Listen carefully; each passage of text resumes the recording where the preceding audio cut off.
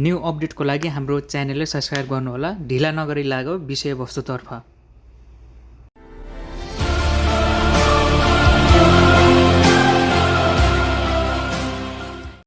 केही समय यता सोलो हाइड्रो पावर लिमिटेडले वैदेशिक रोजगारतर्फ सेयर निष्कासन गरेको थियो र बाँडफाँड पनि सम्पन्न भइसकेको छ। अब पालो भनेको जनरल पब्लिकको पालो। जनरल पब्लिकको लागि सोलो हाइड्रो पावर लिमिटेडले चाहिँ कति आइपिओ निष्कासन गर्ने भएको छ त?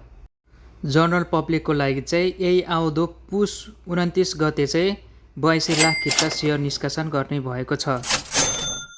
82 लाख कितालाई 10ले भाग गर्ने हो भने 8,20,000 जनाले चाहिँ यो आइपिओ पर्नेछ। सबैले 10 किताको लागि मात्रै आवेदन दिनुहोला। यसलाई आवेदन दिनको लागि चाहिँ तपाईसँग 1000 रुपियाँ हुनुपर्छ र मेरो सेयर एपबाट चाहिँ मजाले आवेदन दिन सक्नुहुन्छ।